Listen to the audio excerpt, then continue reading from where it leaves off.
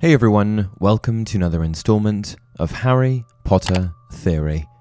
We're first introduced to Professor Horace Slughorn in The Half-Blood Prince, just moments prior to Harry beginning his 6th year at Hogwarts. The introduction occurs when Dumbledore and Harry visit the home of Horace Slughorn, and Dumbledore persuades him to return to Hogwarts. Eventually, Dumbledore is able to successfully convince Slughorn to come out of retirement and teach potions. However, had it not been for the presence of Harry, Dumbledore may well have been unsuccessful. You see, Horace Slughorn, talented wizard and respected professor, was a bit of a social climber, and it was the opportunity to associate himself with Harry that lured him back to Hogwarts. Horace, said Dumbledore, relieving Harry of the responsibility to say any of this, likes his comfort. He also likes the company of the famous, the successful, and the powerful. He enjoys the feeling that he influences these people. He has never wanted to occupy the throne himself. He prefers the back seat. More room to spread out, you see.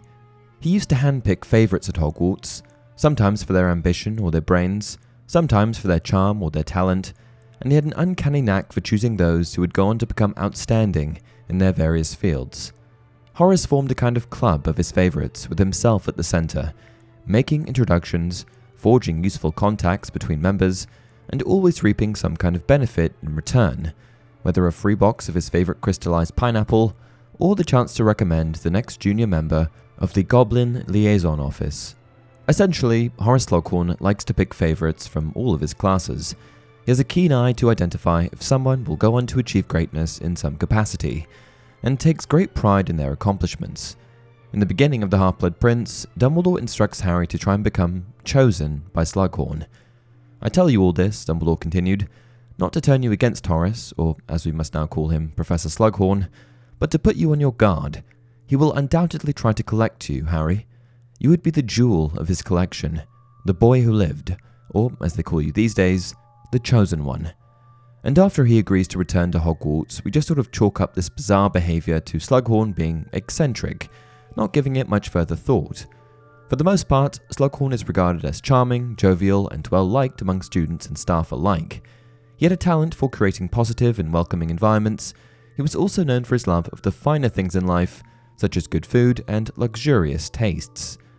What's more, Slughorn was an excellent professor, showing plenty of enthusiasm and providing practical examples to help students understand complex potion-making techniques. And because of all of Slughorn's positive traits, people pretty much took Slughorn at face value. We later find out that Slughorn had some skeletons in his closet, like giving Tom Riddle information on Horcruxes. But after those memories are extracted, he's still not exactly painted as a guilty party. He comes across as a sort of unwilling participant, divulging information on a topic that he couldn't have possibly considered the ramifications of. But here's my hot take. Slughorn's nature was a lot darker than people realize. I think that Slughorn undersold his level of participation when it came to helping Tom Riddle, and I think that he's got some other dirty dark secrets in that opportunistic brain of his. I've got 3 specific examples, theories, so just hear me out. Horcruxes. We all know that Slughorn divulged some information to Tom Riddle on the topic of Horcruxes, information that was pried out of him when he presented his memories in Half-Blood Prince. Well, you split your soul, you see, and hide part of it in an object outside the body. Then, even if one's body is attacked or destroyed, one cannot die, for part of the soul remains earthbound and undamaged. But of course, existence in such a form, few would want it, Tom, very few. Death would be preferable. Slughorn even initially comes across as remorseful, having altered his memories to avoid the shame of being associated with such a conversation. But when the truth came out, and it was revealed that Slughorn had indeed given Tom Riddle crucial information on Horcruxes, I still felt a bit skeptical. First of all, why on earth did someone like Slughorn know how to make Horcruxes? The subject of Horcruxes in the wizarding world is not only taboo, but also incredibly uncharted. Most good witches and wizards wouldn't be caught dead learning about a subject like Horcruxes, and seemingly no one else in the series knows anything about them. Yet here we have a good professor of Hogwarts students that knows them inside and out. Secondly, if Slughorn was so ashamed that he felt the need to alter his memories once, why not twice? Just because Dumbledore got what he wanted out of Slughorn's genuine memories, who is to say that those memories weren't altered as well? Perhaps when Slughorn's memories were unveiled, only a glimmer of the truth shone through. Perhaps Slughorn felt that by divulging some information, he could get them off the scent of a much bigger secret. Which brings me to my theory: Slughorn once had ambitions of creating Horcruxes. No, I don't think he made one, and I say that because I don't think there's enough evidence to support something like that. But plans to make one? Absolutely. Now, let me first state that Slughorn's aspirations to create a Horcrux came from a very different train of thought than Voldemort. Slughorn didn't necessarily want immortality or fear death.